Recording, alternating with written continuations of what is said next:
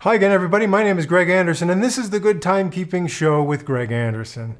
Hey, it's 2020, and that means that 25 years ago this fall, I bought my very first radio-controlled, or you might say atomic clock. So technically speaking, it's not an atomic clock. It's more of an atomic clock display or an atomic time receiver. This is the Junghans Mega Clock. Now, I was not aware, or at least I don't remember being aware in the 1980s, that Heathkit sold a clock that you could assemble, which would automatically set itself to the right time based on receiving time from the atomic clock transmitter in Colorado. So as far as I knew, up until the 1990s, there wasn't anything like that that a person could just have on the consumer level until I saw this. And so it was in the fall of the year 1995 that I received a catalog, a mail order catalog that I had never heard of it before. Don't know how I got on their mailing list, but it was called Lifestyle Fascination. And I can't remember if it was the front cover or the back cover or just inside the cover. Anyway, there was this on there, a full page ad for this, the Junghans Mega Clock. It said that it was normally $250, but it was on sale for just $199 from Lifestyle Fascination. And I remember thinking, well, that's a lot of money for a clock. But on the other hand, it's something I've been waiting for a long, long time. I'm going to have to scramble together my lunch money and buy this. So I did in the fall of 1995, which means I've had this clock right here for 25 years. And I got to say, I've taken pretty good care of it. It looks brand new and it runs perfectly. So after 25 years, I think I got a pretty good deal. I think I worked it out and it was about a little more than 2 cents per day for 25 years is what this really cost me. So that's not bad. I was thrilled when I got this. So from the picture, I wasn't sure exactly what size it was going to be. I don't know if I expected it to be a little bit larger than this maybe, but it turned out just great. Very simple. It runs on just a C-cell battery. Okay. And all it does is show you the time and the date. Now, this one is built for the North American consumer, right? So there's a little map on the LCD readout here that shows the 4 major time zones of the continental United States. So you choose your time zone, the clock sets itself, and that's it. So actually, after setting it, after watching it set itself, I should say, it was kind of boring after that. All it did was show the time. It wasn't really interactive at all. There's no alarm, there's no chime, there's no light, there's no nothing on it except it shows you the time and the date and the time zone you've selected. I can go a little bit more in depth on that, but first I just wanted to tell you that, I soon found an ad for a wall version of the Junghans Mega Clock. And it was like $300. And I thought, oh boy, even worse as far as the price goes. But I liked this one so much. So it might have been, I don't know, a year later or some very months later after I got this, I saw the wall version and I decided I could not resist getting the wall version of the Junghans Mega Clock. So it's larger, but it's the same basic idea. It does exactly the same stuff, just in a wall configuration with a larger face. I did see then at some other places, there was a kind of a different color version of this where the green hands were black. And this case here, instead of being like a super dark gray that kind of shimmers like it's metallic, it was kind of a silver color, not like a chrome color, but just like you painted it silver. So there was the silver and black version. And I got to tell you, Junghans, come on. If you don't have this in really great lighting, it's a little bit difficult to see. You need more of a high contrast clock usually, with like a white face and black hands or something like that, high contrast. So this with kind of, the green not being super bright and the rest of it being dark doesn't show up that great in low light. And the silver version of it I felt was kind of the same way. Now, I did remember seeing one of these, the silver version, at a clock store inside a shopping mall in Salt Lake City. And the problem there was it couldn't receive the time inside the shopping mall because of bad radio reception inside a shopping mall. Shopping malls are built of concrete and steel and all the kinds of things that prevent the radio reception from coming in loud and clear. And so I saw one of these and, they probably had a price tag on it for $300, and it was sitting there not running. And I thought, this is the perfectly wrong way to get people excited about buying one of these clocks, is to have it sitting in the store not running or not showing the right time because you can't receive inside the mall. But anyway, so I never bought the other color version of this, which is surprising. I suppose if Casio made it, I would buy every color and variety there was.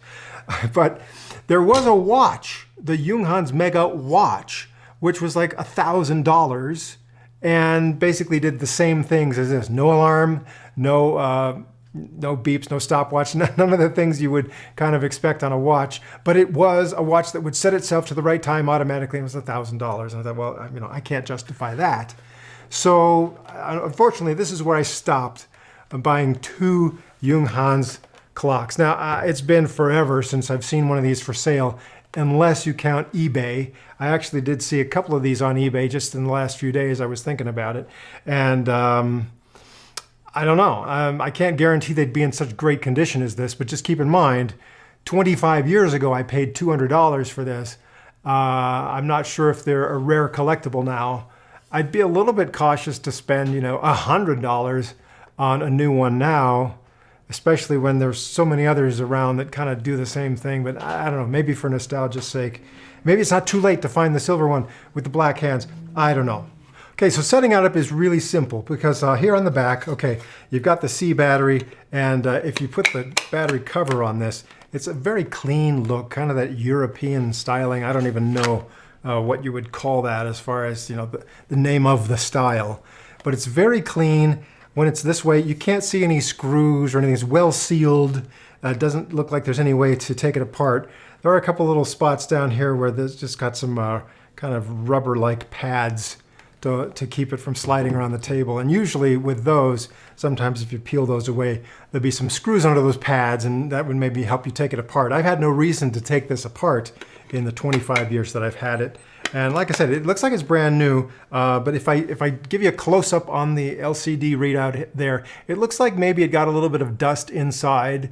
And with normal use, and if you're not shining video lights directly at it, you really can't see that dust. But that's the only indication on here that it's not brand new. It's just, and it works great. Okay, here's another thing that happened though.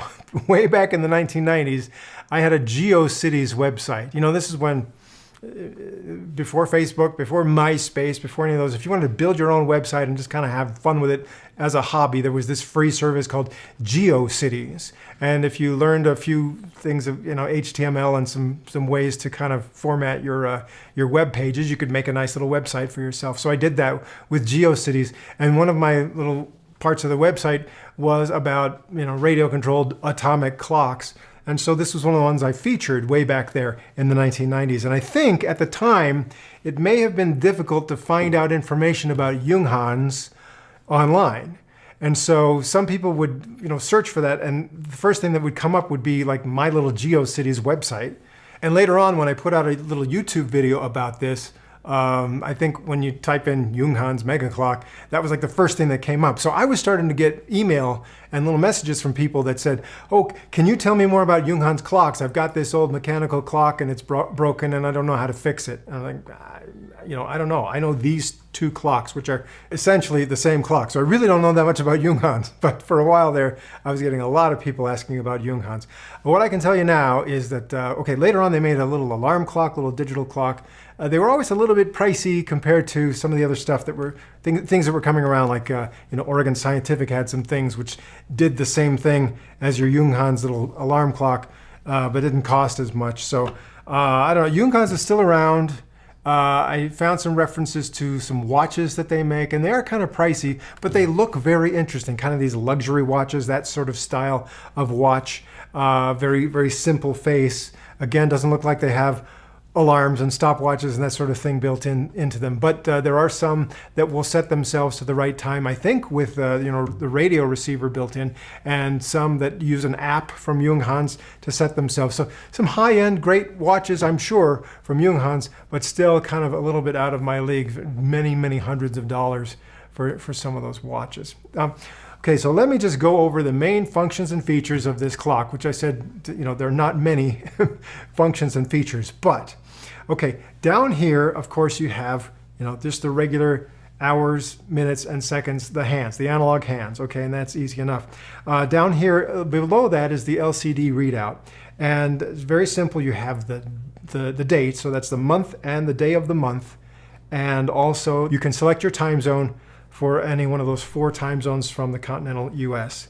Now, the one thing that I found really cool about this is where you select the time zone by pushing this button on the back of it, or on the wall version, there's a button over here on the side, and all that does is set the time zone. And when you set the time zone on this, the minute hand and the second hand are linked, so they're not going to do anything, but the hour hand is independent. So if I just push this button, the hour hand by itself moves ahead 1 hour, or in the case of moving from the Eastern time back to Pacific time, goes around several hours until it reaches the correct time.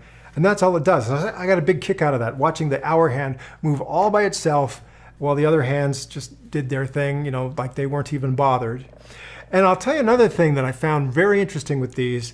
A couple times when I've stayed up late into the night when it's the time to change for daylight saving time, whether we're moving the clocks ahead 1 hour or back 1 hour. Sometimes I've stayed up late just to watch the clocks and see what they actually do. Normally I'd be asleep and the clocks do their thing, and I wake up in the morning, it's already set. But I wanted to see what it would do, you know, actually in the middle of the night. So nice thing is I'm here in the mountain time zone. So where, you know, with daylight saving time, you make the change at 2 a.m. So what I could do is I could set this to the Eastern time zone and wait till what was only midnight for me to see what this clock did. And this one did the same thing. The hour hand went around 11 hours and stopped, so that it was already, you know, 1 hour behind. And that happened at 2 a.m. So just for the fun of it, I clicked around the other time zones, and lo and behold, it was still showing the correct time for those other time zones until 2 a.m. came around. So what I'm talking about now is the switch from daylight saving time back to standard time, when it's supposed to go back 1 hour, and instead it goes ahead 11 hours, okay? So during that 1 hour, after 2 a.m. in New York, when it goes back an hour, for that 1 hour, Chicago and New York are the same time, because Chicago's still on daylight time, New York is back to standard time. So when I switched around the time zones here, the central time zone was showing, you know, just after 1 a.m. and New York in the Eastern time zone was also showing the same time. But Salt Lake City, you know, for the mountain time zone, and the Pacific time zone on the West Coast were all showing the correct time before the change. So I got a big kick out of this clock being so precise about that. And I credit the German engineering for the precision, even in the way that it switches times for daylight saving time. It waits till 2 a.m., it makes the change for the correct time zone, and keeps doing that every hour until it's done. I'm just thrilled by that.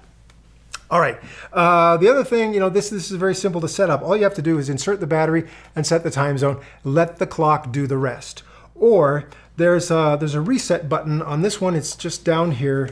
That piece right there is actually a button.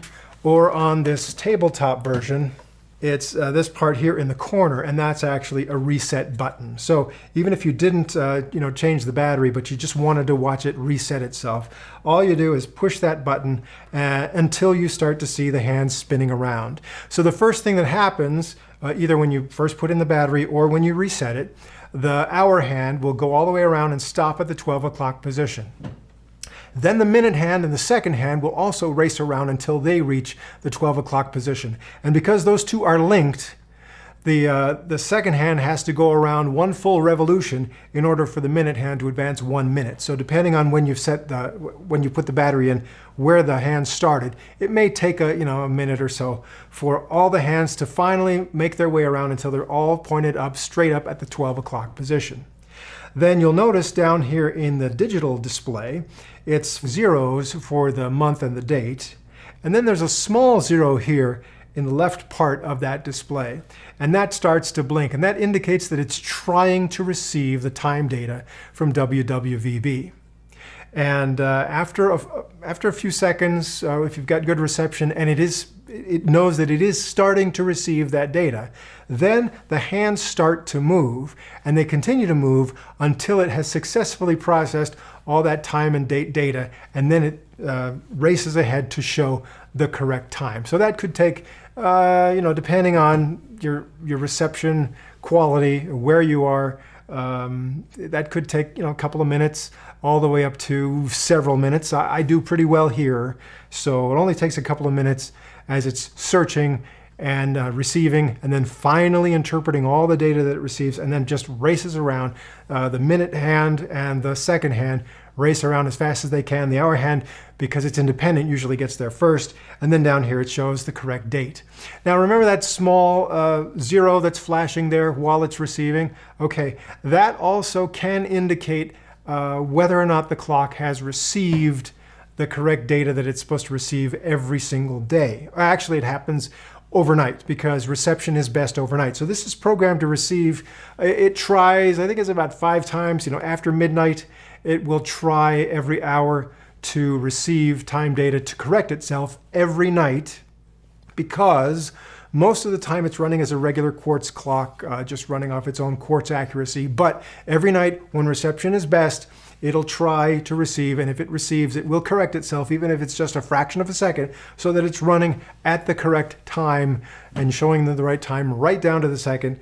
And if it is not successful overnight for a whole night, it was not able to receive WWVB all night long, then that little flashing 0 becomes a 1 that does not flash, and that indicates, hey, it's been 1 day since I've checked myself and successfully. If that happens again, for a second night in a row, then when you get up in the morning, it's going to have a number 2 there, or a number 3, all the way up to a number 9, indicating, wow, it's been a long time. It's been 9 days since I've been able to set myself. And if it's more than 9, it just stays on 9 there. So if you notice that that's happening, then you'll know that I better move this to a different location, try something else to see if it will set itself. And that is one of the disadvantages of this clock.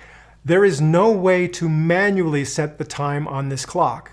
If it doesn't receive the time from WWVB, it's just going to park itself at the 12 o'clock position. Or maybe if it started to go, because it maybe had a little bit of good reception and then it wasn't able to do it after that, it's just going to run, and you can't set it unless you purposely started it at noon or at midnight, and for some reason you had good reception for just a few seconds just to get it going. So yeah, if you're in a place where reception is bad, like in the shopping mall where you're trying to sell these things and you can't set the time manually, you're stuck, you're sunk.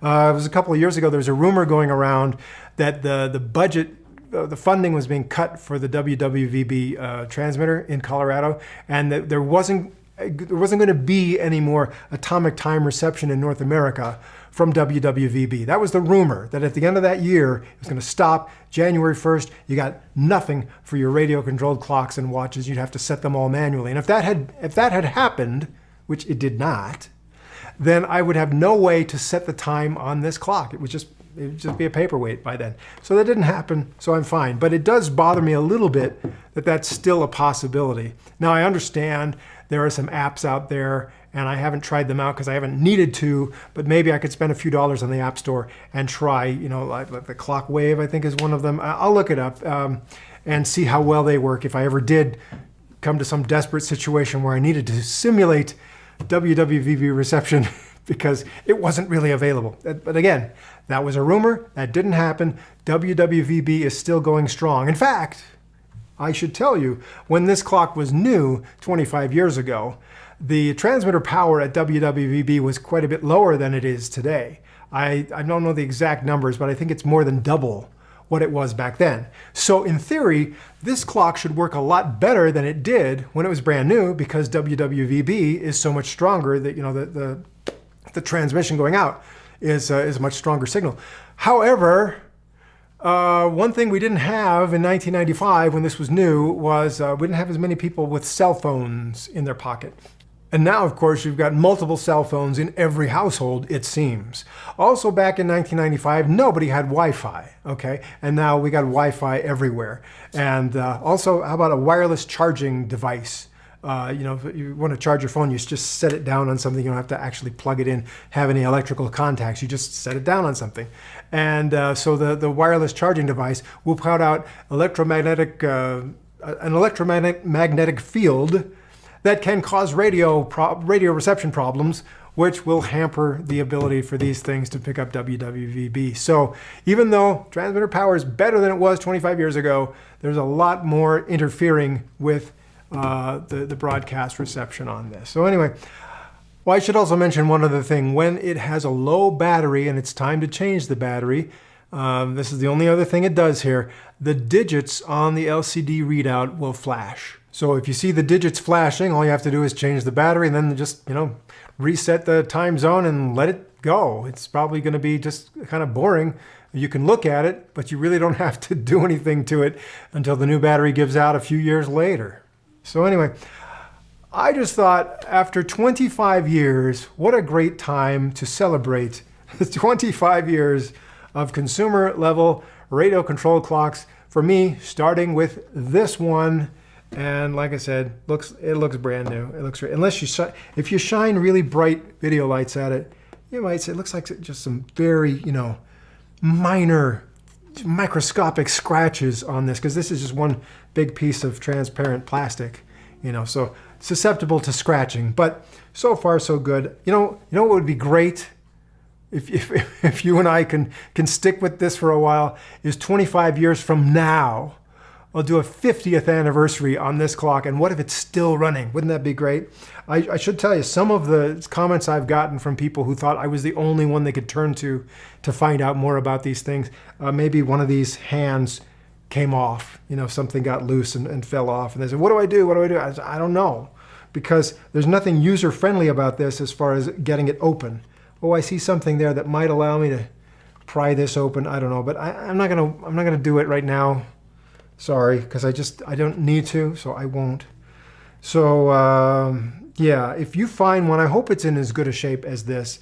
I hope you don't pay too much for it, especially if it's not in as good a shape as this. But I think they're great. I'm gonna go set this back where it was, put this back on my wall, and keep going, maybe for another 25 years. In the meantime, I won't wait 25 years to make the next episode of the Good Timekeeping Show, so I hope you will, check back again soon, and I'll be here with more of, again, the Good Timekeeping Show.